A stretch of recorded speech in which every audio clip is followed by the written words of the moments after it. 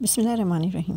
میرے ابا جوا کھیلنے کے شوقین تھے۔ جب اماں کی شادی ان سے ہوئی تو شروع میں تو اماں نے احتجاج کیا، لڑائی جھگڑے سے بھی کام لیا، لیکن ابا بے حس ہو چکے تھے۔ جب اماں کی باتوں کا ان پر کچھ اثر نہ ہوا تو میری ماں اماں نے بھائیوں کا سہارا لینا چاہا، ان سے فریاد بھی کی، لیکن بھائیوں نے ان کی نہ سنی، بلکہ الٹا بھائیوں نے یہ جواب دیا کہ کلثوم بی بی، ہر عورت کی اپنی قسمت ہوتی ہے، اگر تمہاری قسمت ایسی ہے تو ہم کیا کر سکتے ہیں؟ تمہارا شوہر جیسا بھی ہے، اب گزارا کرو۔ عورت کے دکھ سکھ کا ساتھی اس کا شوہر ہی ہوتا ہے۔ ہمارے گھر میں ہماری بیویاں اور بچے ہیں، تم کب تک یہاں رہ سکو گی؟ بھائیوں کے اس جواب سے میری اماں کا دل ٹوٹ گیا اور انہوں نے ہمیشہ کے لیے میکے سے ملنا جلنا ختم کر دیا۔ ابا سے لڑنا جھگڑنا بھی چھوڑ دیا اور ان سے کہا کہ آپ تو دن رات گھر سے غائب رہتے ہو، اور چونکہ ہمارا گھر ہماری ضرورت سے زیادہ بڑا ہے تو بہتر ہے کہ آدھا گھر ہم کرائے پر دے دیں۔ ہماری ایک ہی بیٹی ہے، آدھے گھر میں ہمارا گزارا ہو جائے گا اور کچھ پیسے بھی ہاتھ آ جائیں گے جس سے ہمارا گزارا ہو سکے گا۔ ابا کو اماں کے اس مشورے پر فوراً عمل کیا اور گھر کا اگلا حصہ جوئے خانے میں تبدیل کر دیا، جبکہ عقبی حصے میں ہماری رہائش تھی۔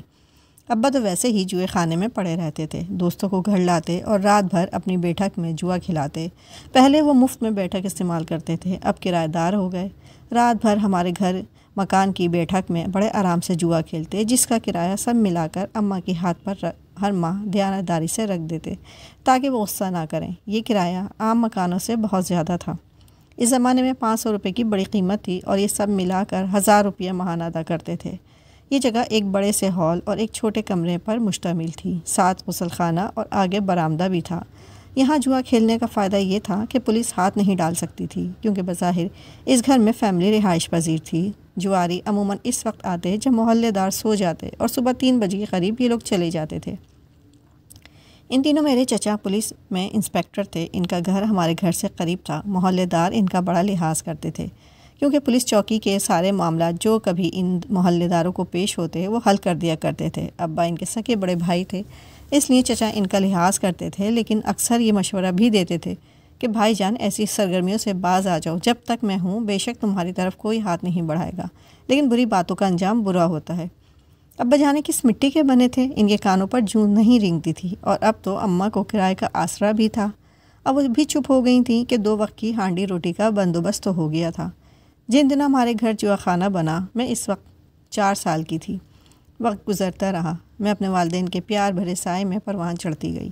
ابا کے جو دوست آتے ان کے سامنے جاتی، وہ مجھے بیٹی کہتے اور میں ان کو چچا بلاتی۔ وہ جواری ضرور تھے، لیکن سب اچھے تھے، کیونکہ کبھی کسی نے مجھ پر میلی نظر نہیں ڈالی تھی۔ جب میں 12 سال کی تھی تو ابا کا انتقال ہو گیا۔ خدا جانے ان کے اندر کون سی بیماری پل رہی تھی۔ سال بھر تک کھانسی رہی جو کسی علاج سے صحیح نہ ہوئی، پھر بخار رہنے لگا اور پھر بالآخر راہ عدم ہو گئے۔ ان کی وفات کے بعد ان کے دوستوں نے امی سے کہا، بھابھی اگر آپ کو کچھ پریشانی ہوتی ہو تو ہم آپ کا مکان خالی کر دیتے ہیں۔ والدہ نے جواب دیا، بھائیوں آپ سے بیٹھک خالی کرا لوں تو پھر میرا چولہا کیسے چلے گا؟ آپ کو جس کو کرائے پر دوں گی 200-300 سے زیادہ کرایہ نہ ملے گا۔ آپ 10-12 آدمی مل کر 1000 روپیہ دیتے ہیں اور چند گھنٹے بیٹھ کر چلے جاتے ہیں۔ مجھے آپ لوگوں سے کوئی مسئلہ نہیں، آپ بس وقت پر کرایہ دے دیا کریں۔ امی نے گویا جوئے کے اڈے کو جاری رکھنے کا عندیہ دے دیا۔ معاملات اسی طرح چلنے لگے۔ یہ لوگ رات کو جوا کھیلتے اور آدھی رات کے بعد چلے جاتے، کرایہ وقت پر مل جاتا تھا۔ اس وقت سدا ایک سا نہیں رہتا۔ اب میں جوان ہو چکی تھی اور امی کو میرے مستقبل کے بارے میں سوچنا تھا۔ اگرچہ میں اور میری ماں کسی برائی کی جانب راغب نہ تھے، لیکن گھر کے ایک حصے کو جواریوں کو کرائے پر دے دینا بھی تو معاشرے کے نزدیک ایک برائی ہی تھی۔ شاید کہ امی اس ماحول کی عادی ہو چکی تھیں کہ ان کو ابا کے دوستوں کا آنا اور بیٹھک میں بیٹھ کر جوا کھیلنا برائی محسوس نہ ہوتی تھی۔ ایک دن ابا کے پرانے جواری دوست کے ہمراہ ایک نیا شخص آ گیا جس کا نام عزیر تھا۔ یہ نوجوان کوئی 22 اور 25 سال کے درمیان تھا۔ پہلی بار آیا تھا اور اسے پہلی ہی نظر میں دیکھ کر میرے دل میں اس کے لیے ہمدردی کے جذبات پیدا ہو گئے تھے۔ وہ خوبصورت اور نیک لڑکا تھا اور BA کا طالب علم تھا۔ پہلی بار اسے جواریوں کے ہمراہ دیکھ کر مجھے دھچکا سا لگا اور سوچا کہ میں اس نیک لڑکے کو جوئے کی لت میں پڑنے سے بچانے کی کوشش کروں گی۔ اگر یہ اس راہ پر چل پڑا تو یقیناً برباد ہو جائے گا اور کسی کام کا نہ رہے گا۔ میں نے اس کے ساتھ دوستی ٹھان لی۔ اب میں جب بھی ابا کے جواری دوستوں کو پانی وغیرہ دینے جاتی، اس کے ساتھ بات کرنے کی کوشش کرتی اور موقع ملتا تو اشارے سے گھر کے اندر بلانے کی بھی کوشش کرتی تھی۔ بیٹھک کے پیچھے صحن تھا اور پھر ہمارے کمرے تھے، یعنی کہ بیٹھک اور ہمارے کمروں کے درمیان صحن تھا، جہاں شام کو چارپائی ڈال کر ہم ماں بیٹی کھلی فضا میں بیٹھ جاتی تھیں۔ میں عزیر کو ادھر بلانے لگی تو اماں بھی اس سے باتیں کرنے لگیں۔ عزیر کی باتوں میں کچھ ایسا اثر تھا کہ میری اماں اس نوجوان کی گرویدہ ہو گئیں۔ عزیر جوئے کی بازی لگانے کے چکر میں ہوتا اور ہم ماں بیٹیاں اسے اس امر سے باز رہنے کی تلقین کرتے۔ اسی وجہ سے باتوں میں لگا لیتی کہ وہ بیٹھک کا رخ کرے اور نہ بازی لگا کر اپنے پیسے ضائع نہ کرے۔ وہ تو جوا کھیلنے کی فکر میں تھا اور میں منع کرتی کہ بیکار کے کھیل میں نہ پھنسو۔ میں جواریوں کو پانی پلانے کی ڈیوٹی دیتی تھی۔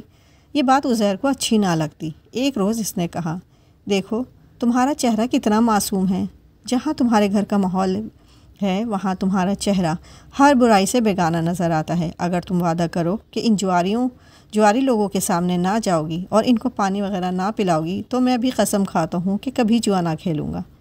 میں نے اسے کہا کہ ابا کہا کرتے تھے پانی پلانا ثواب کا کام ہے۔ وہ بولا، اس وقت تم بچی تھیں اور وہ بھی زندہ تھے، اب وہ اس دنیا میں نہیں رہے اور تم بھی اب بچی نہیں رہیں۔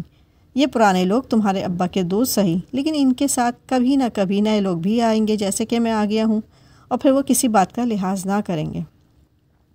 عزیر کی باتوں میں سچائی تھی۔ میں نے اس کا کہا مان لیا۔ اب میں 16 سال کی تھی اور مجھے ان کے سامنے نہیں جانا چاہیے تھا۔ اب عزیر نے میری ڈیوٹی سنبھال لی، لیکن ان لوگوں نے کوئی اعتراض نہ کیا۔ ان کو تو بس ٹھنڈے پانی سے غرض تھی، مجھ سے کوئی مطلب نہ تھا۔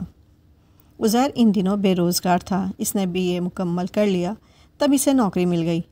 دراصل وہ جوئے کے اڈے پر اسی مقصد سے آیا تھا کہ کچھ رقم جیت لیتا تو اس کا گزارا ہو جاتا تھا۔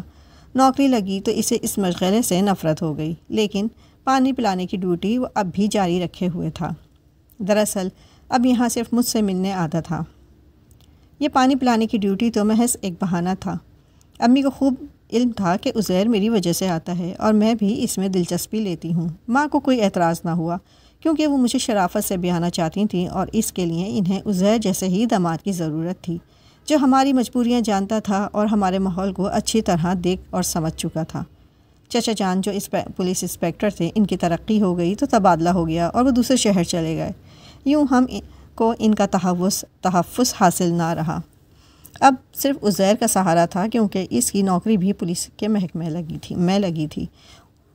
امی کو عزیر کے گھر آنے اور مجھ سے باتیں کرنے پر کوئی اعتراض نہ تھا، بلکہ کسی دن وہ نہ آتا تو امی شکایت کرتی کہ کیوں نہیں آئے، کہاں رہ گئے تھے۔ وہ کہتا کہ ڈیوٹی لگ گئی تھی تبھی نہیں آ سکا۔ دن پہ دن گزرتے جا رہے تھے اور ماں کو میری شادی کی فکر کھائے جا رہی تھی۔ ایک دن عزیر نے رشتے کی بات چھیڑ دی۔ امی نے فوراً جواب دیا، بیٹا تم سے اچھا کون ہے، فائزہ تمہاری امانت ہے، جب کہو گے نکاح کر کے تمہارے ساتھ رخصت کر دوں گی۔ امی کا جواب سن کر عزیر کو تسلی ہو گئی۔ اب وہ مجھے اپنی امانت سمجھنے لگا۔ اس کے باوجود اس نے مجھ سے کبھی کوئی غلط بات نہیں کی اور نہ ہی کوئی غلط حرکت کرنے کی کوشش کی۔ اچانک ٹریننگ کا آرڈر آ گیا اور اسے اس سلسلے میں پنجاب جانا پڑ گیا۔ نئے ماحول اور نئے دوستوں میں جانے کے باوجود اسے ہر دم میری یاد ستاتی تھی اور وہ مجھے ہر روز فون کرتا۔ اسے احساس ہو گیا تھا کہ مجھ سی معمولی لڑکی اس کے لیے کتنی اہم ہو گئی ہے، اور مجھے بھی جو اسے دیکھنے سے قرار ملنے لگا تھا، اس کے جانے کے بعد چین اور سکون سے محروم ہو گئی۔ جدائی پوری طرح محسوس ہونے لگی۔ میں پریشان اور بے چین رہنے لگی۔ عزیر فون پر کہتا، فائزہ مجھے تمہارے گھر میں اب جواریوں کا آنا اچھا نہیں لگتا اور میں چاہتا ہوں کہ تمہاری ماں اس جوئے کے اڈے کو بند کر دیں۔ سخت کوفت ہوتی ہے جب ان لوگوں کو تمہارے مکان پر تاش کے پتے کھیلتے دیکھتا ہوں۔ میں اس سے کہتی، ہمارا کوئی کمانے والا نہیں، اماں نے ان کو بیٹھک دے کر روزی کا ذریعہ نکالا ہے۔ وہ کرائے کے علاوہ چائے وغیرہ بنواتے ہیں تو رقم دیتے ہیں۔ ہم لوگ غریب ہیں، بس اسی طرح گزارا ہو رہا ہے۔ میں پڑھی لکھی نہیں کہ نوکری کر لوں، اماں کام نہیں کر سکتی، پھر ہم کیا کریں؟ جواریوں کو کرائے پر جگہ دی ہے مگر وہ اپنے کام سے کام رکھتے ہیں، یہ بھی تم نے بھی دیکھ لیا ہے۔ وہ ٹریننگ مکمل کر کے آ گیا، بالکل ہی بدلا ہوا تھا۔ آتے ہی اماں سے الجھ پڑا کہ آئندہ اس گھر میں جوا نہ ہونا چاہیے، ورنہ میں تم لوگوں سے ناطہ ختم کر دوں گا۔ گزارے کے اور بھی شریفانہ طریقے ہو سکتے ہیں۔ میں تم ماں بیٹی کا خرچہ اٹھانے کو تیار ہوں، مگر ان جواریوں سے اب بیٹھک خالی ہو جانی چاہیے۔ اماں اس کے تیور دیکھ کر سہم گئیں اور کہہ دیا کہ بے فکر رہو، اس پہلی کو ان کو کہہ دوں گی کہ کوئی اور جگہ دیکھ لو اور بیٹھک خالی کر دو۔ واقعی ایسا ہی ہوا۔ اماں نے ان کرایہ داروں کو صاف کہہ دیا کہ اب دوسری جگہ ڈھونڈ لو، بیٹی کی شادی کرنی ہے، اگر یہ اڈا بند نہ کیا تو میری بچی کی عمر بھر کنواری رہ جائے گی، اس کو بہانے کوئی نہیں آئے گا۔ امی نے سخت الفاظ میں الٹیمیٹم دیا تھا، تبھی ان لوگوں نے جگہ خالی کر دی۔ اس بات سے عزیر بہت خوش ہوا کہ اماں نے اس کی بات مان لی تھی۔ اب کوئی جواری یہاں نہ آتا تھا۔ عزیر ہر ماہ 1000 روپیہ امی کو دیا کرتا، ہمارا گزارا ہو رہا تھا۔ اس کا تبادلہ دوسرے شہر ہو گیا تو وہ اب صرف اتوار کو ہی آتا، لیکن رقم ہر ماہ بھیجتا تھا۔ عزیر اکثر یہ بات کو فخر سے کہتا تھا کہ بے شک تم ایک برے ماحول میں پلی بڑھی اور پروان چڑھی ہو، اس کے باوجود برائی سے دور رہی ہو۔ یہ بہت قابل تحسین بات ہے۔ اگر تم برائی میں پڑ چکی ہوتی یا میں تمہاری ماں میں کوئی غلط بات دیکھتا تو کبھی تم سے شادی کا ارادہ نہ کرتا۔ گرمیوں میں اس نے ہمارے گھر میں اے سی لگوا دیا تاکہ میں آرام سے رہ سکوں۔ وہ ضرورت کی ہر شے مہیا کرتا رہا، حالانکہ اس کے دل میں کوئی تمنا نہ تھا سوائے اس کے کہ وہ مجھ سے شادی کر لے۔ وہ جائز طریقے سے مجھے حاصل کرنا چاہتا تھا۔ ایک دن ہمیں اپنے گھر لے گیا تاکہ اس کی ماں مجھے دیکھ لے۔ ہمارے جانے کے بعد ماں نے اس سے ہمارے آنے کا سبب پوچھا تو اس نے بتا دیا کہ مجھ سے شادی کرنا چاہتا ہے۔ اس کی ماں کچھ خفا سی ہوئی۔ جب ہم وہاں گئے تھے اس کا بہنوئی بھی بیٹھا ہوا تھا۔ امی کو دیکھ کر چونک گیا اور میری ماں نے بھی اس سے نظریں چرا لی تھیں۔ اسی شخص نے اپنی ساس یعنی عزیر کی ماں کو بتا دیا کہ یہ عورت اپنے گھر پر جوئے کا اڈا چلاتی ہے اور تمہارا بیٹا اس کی بیٹی سے شادی کرنا چاہتا ہے۔ بس پھر کیا تھا، اس کی ماں نے تو طوفان کھڑا کر دیا، عزیر کو بہت برا بھلا کہا اور کہا کہ میرے جیتے جی تم ایسی لڑکی سے شادی نہیں کر سکتے جس کی ماں جوئے کا اڈا چلاتی ہو۔ عزیر نے مجھے بتایا کہ ماں سے میرے بہنوئی نے ایسے کہا ہے اور اب میں ان کی رضامندی سے تو تم کو نہیں بہا سکتا، لیکن قدم اس راہ پر اٹھ چکے ہیں تو اب لوٹنا ممکن نہیں رہا۔ دل میں ٹھان لی ہے، گھر والوں سے چھپ کر بھی تم کو اپنانا پڑا تو اپناؤں گا۔ عزیر پہلے کی طرح ہمارے گھر آتا رہا اور ہم سے ناتا نہ توڑا۔ اب وہ بھی ہمارے تمام اخراجات پورے کرتا رہا۔ جب وہ اس قابل ہو گیا کہ مجھ سے شادی کر لے تو اس نے اماں سے مطالبہ کر دیا کہ اب آپ بوڑھی ہو رہی ہیں، بیٹی کا بوجھ مجھے سونپ دیجیے۔ یہ سن کر ماں خوش ہو گئیں اور شادی کی تاریخ دے دی۔ نکاح امی کے گھر پر ہوا جس میں دولہا کی طرف سے کوئی شریک نہ ہوا۔ مکان تو ہمارا اپنا تھا۔ شادی کے بعد بھی میں ماں کے پاس رہنے لگی۔ عزیر کو جب چھٹی ملتی آ جاتا۔ یہ محلے والوں کے علم میں تھا کہ اس کی میرے ساتھ شادی ہو چکی ہے، لہٰذا کسی نے بھی رات میں بھی اس کے ہمارے گھر رہنے پر اعتراض نہ کیا۔ دن گزرتے گئے، یہاں تک کہ سال گزر گیا۔ ایک دن عزیر نے بتایا کہ وہ ڈیوٹی پر کچھ عرصے کے لیے ملک سے باہر جا رہا ہے، 6 ماہ بعد لوٹ کر آئے گا۔ میں نے بھیگی آنکھوں سے اسے رخصت کیا۔ پھر 6 ماہ تو کیا، اس کے انتظار میں 3 سال گزر گئے اور وہ لوٹ کر نہیں آیا۔ ہم نے یہی سمجھ لیا خدا نخواستہ بیرون ملک ٹریننگ کے دوران اس کی زندگی نے وفا نہ کی ہے، ورنہ وہ رابطہ تو ضرور کرتا۔ ہم نے یہ دن بہت مشکل میں کاٹے۔ شادی اس نے گھر والوں سے خفیہ رکھی تھی، کون ہمیں اس کے بارے میں اچھی یا بری خبر کی اطلاع کرتا۔ جب مصیبت سر پر پڑی تو آخر کوئی حل نکالنا پڑا۔ گھر میں فاقے ہونے لگے۔ تب امی نے بالآخر ابو کے ایک دوست سے رابطہ کیا اور مکان کو دوبارہ کرائے پر اٹھانے کی بات کی۔ وہ تو پہلے سے ہی چاہ رہے تھے کہ دوبارہ یہ جگہ مل جائے۔ پرانے لوگ دوبارہ آ گئے، گھر پھر سے جوئے کے اڈے میں تبدیل ہو گیا۔ وہی ماحول تھا اور وہی ہم تھے، اور میں سوچتی تھی کہ شاید ہمارے نصیب میں یہی ہے، تو زندگی کو کیسے بدل سکتے ہیں۔ ابھی بیٹھک کرائے پہ دیے ہفتہ گزرا تھا کہ اچانک ایک دن عزیر آ گئے۔ گھر پر جوئے کا اڈا کھلا دیکھ کر ان کے تن بدن میں آگ لگ گئی۔ آؤ دیکھا نہ تاؤ، انہوں نے اسی وقت مجھے طلاق کے 3 بول کہے اور پیر پٹکتے گھر سے نکل گئے۔ اتنا بھی نہ پوچھا کہ تم لوگوں نے کیوں دوبارہ انہی لوگوں کو کرائے پر جگہ دی اور میرے بعد خرچے کے لیے کیا کیا جتن کیے۔ یہ دن کیسے بغیر پیسوں کے گزارے، یہ بھی نہیں بتایا کہ کہاں گئے تھے اور کہاں سے آ رہے ہیں۔ خدا جانے میرا کیا جرم تھا، جب کہ جانتے تھے میں بری نہ تھی تو پھر کیوں مجھے ایسی سزا دی۔ آج بھی سوچتی ہوں تو کلیجہ منہ کو آنے لگتا ہے۔ آج اماں اس دنیا میں نہیں ہیں، میں اسی مکان کے سہارے جی رہی ہوں۔ خود ایک کمرے تک محدود ہوں اور باقی سارا مکان ایک فیملی کو کرائے پر دے دیا ہے۔ اسی کرائے سے گزر بسر کرتی ہوں۔ ایک کاش کہ پہلے ہی ہم ایسا کرتے، جواریوں کو دوبارہ جگہ کرائے پر دینے کے بجائے کسی فیملی کو دے دیتے اور خود ایک کمرے کی رہائش رکھتے، تو شاید عزیر اس طرح مجھے طلاق نہ دیتے۔